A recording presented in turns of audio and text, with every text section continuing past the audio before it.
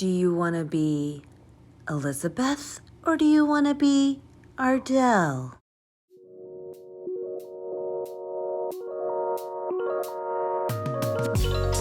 Hi everybody, welcome back to ArdelleVision, where I, Elizabeth Ardelle Ferris, hope to inspire you to capture the vision of your life. If you are new here, hi!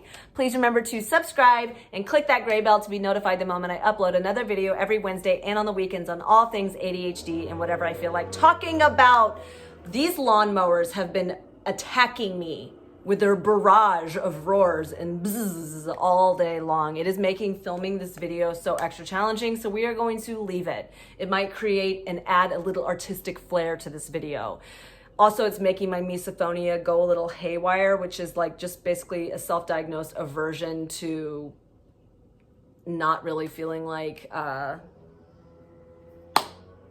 I can't handle the noises. It's distracting me. Can't you tell? I'm going to lead this in the video and pursue and persevere past my ADHD. So, back in the day when I was young, I'm not a kid anymore. I was born Elizabeth Ardelle Ferris. That is my birth name. And growing up, I always wanted to be called Ardelle. I always viewed my first name, Elizabeth, as archaic, as old sounding. I just didn't appreciate its classic flair as a child.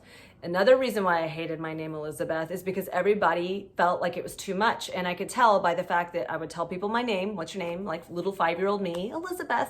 Oh, do you go by Liz? Do you go by a nickname? Do you go by Lizzie, Betty, Betsy, Liza, Ellie, Eli? No, I go by Elizabeth. Apparently that was too much for people. And some people would be like, I'm gonna call you Liz. And little passive me would just let them call me that name because I just genuinely didn't even care, to be honest. And some people would be bothered that I didn't care. I just grew up learning not to care because secretly inside I always wanted to go by my middle name, Ardelle. Anyways, I found out my grandma was Ethel Ardelle and she went by Ardelle. And I was like, I want to do that and be that too. My first name, whatever, who cares? I want to go by Ardelle. Me and my sisters all tried to call each other by our middle names because we liked our middle names more, but eventually we would just go by our first names. We moved back to the Midwest. And my acting career never took off when I was a kid because that was what I wanted to be my whole life growing up as a kid. I wanted to be an actress and I wanted to make it in the acting world. So moving back to the Midwest, that desire never went away. And by the time I was in my early 20s, I'd been taking acting classes and I moved to Los Angeles and I am actually SAG eligible as Ardelle. Ding. I also lived there for years and pursued acting and failed at it because that was before I knew I had ADHD, and I didn't realize that that was the wall I was up against on why I pretty much was very unsuccessful on preparing for auditions, making it to auditions, and getting the part. I took one last class in Los Angeles before moving back to the Midwest. I guess it was my last stint effort, you can call it, to have my acting career exist. And so I took a stand-up comedy class in Los Angeles and my nickname became, you guessed it, ArdelleVision. Oh, it makes me almost sentimental and verklempt. I went by ArdelleVision and that was my nickname in that class. It was the most like supportive and loving and fun and creative, nurturing environment I had ever been in Los Angeles. Like I wasn't even intimidated to fail in front of my peers because it was such beautiful, healthy, constructive criticism. I felt safe. And again, that was before I knew I had ADHD. So ArdelleVision and that class like had such a special spot in my heart, but I never finished the showcase. I mean, that was one of my biggest disappointments, and I didn't realize at the time that when you have ADHD, you have a tendency to quit and not finish things. So I was pretty disappointed in myself and moved back to the Midwest, feeling like my life was one big joke. But seriously, I moved back to the Midwest, and I remember one of the last things one of my friends said was, don't give up on your creativity and your desire to like act and to be creative. And I was like, oh, don't you worry. I'm going to start that YouTube channel I still have yet to start that I keep telling myself I'm going to start for years and years and years and years and years and never started. Well, upon moving back to the Midwest, living alone, I found myself pretty desperately depressed and in despair. And it wasn't clinical depression. It was just this deep sadness and feeling of failure and that shame that follows you with undiagnosed ADHD.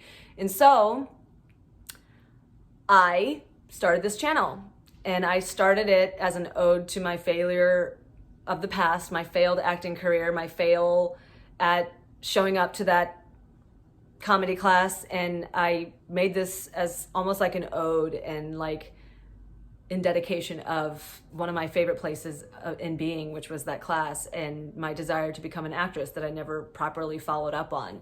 And so I created this channel. I had no direction. I had no clue what I was going to do with this channel. All I knew was I wanted to entertain and to be myself. And this was the most beautiful gift to me because I always hated auditioning, but I loved entertaining. And I feel like YouTube fell into my lap at the perfect time, at the perfect opportunity to just be creative, make silly, fun videos, and to entertain the world and hopefully bring some education.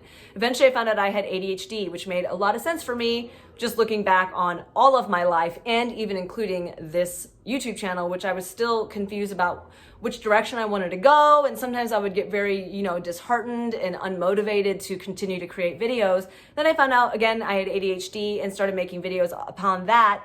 And I started making videos about my ADHD journey, and I pretty much have never looked back. Here we are in 2020, and how did creativity save my life?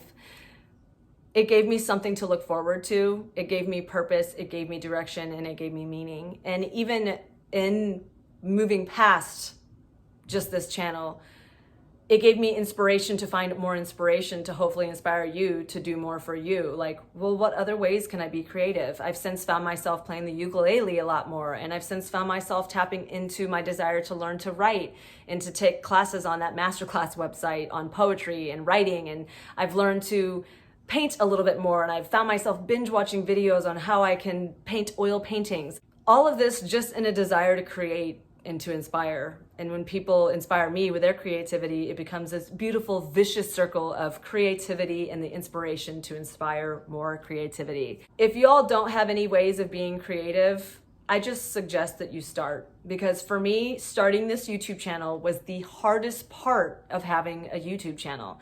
Starting to film is the hardest part of filming a video. Starting a new instrument, starting a new language, starting a new artistic endeavor like painting or is crocheting or crafting or just creating any sort of artistic expression of yourself. And the one thing I realized right out the gate is I'm going to suck, and so are you. There is a gift in allowing yourself to just suck right out the gate. With that said, start somewhere and don't worry about the semantics and the details of it all, because they will all fall into place. Putting myself out there, I think, was the scariest part of this whole process. But the more I did it, the more I realized some people just aren't brave enough to do the same thing. And I think a lot of people would find themselves wanting to be creative more than they already are, and they're afraid of criticism. I myself found myself being afraid of the criticism of this channel, and if people I know found out about it, but I've since found out that a lot of people know about it more than I realized. And in a weird, odd way, it's been more liberating than trying to keep it private, if that makes sense. So I really hope that you all enjoyed this video where I'm a little more honest and open with who I am quite literally as a person. And I hope that you continue to follow me on my journey of understanding my ADHD and constantly going towards a version of myself that I would like to be, but realizing that I am perfect just the way I am. I'm always going to fight to get to know myself a little better and to understand my ADHD better, and I continuously want to share with you everything I learned to inspire you to go after something, but to also accept you where you are at every given moment in life. So thank you everybody, for those of you that have watched me from the beginning of this journey, for those of you that have been following me since day one back in 2017 when I had no clue where this channel was going to go, for those of you that stick by me in my imperfectly perfect videos, because we are all imperfect and we are all humans, and I think all of our lives are one big joke if you try to find the funny in everything, which I really do try to find. So that is the video I have for you today. Elizabeth Ardelle Ferris sharing with you a little bit more of a personal side of myself, and hopes to inspire you to put yourselves out there and to be brave and to show up in your life and to go after your dreams and to not give up on yourself. If you liked this video, please give it one big thumbs up. Share with all your friends that you think might glean something from this video. Please remember to subscribe and to click that gray bell to be notified the moment I upload another video every Wednesday and on the weekends on all things ADHD and whatever it is I feel like talking about. You all know by now that you are all in my prayers, and I will see you next time. Bye-bye.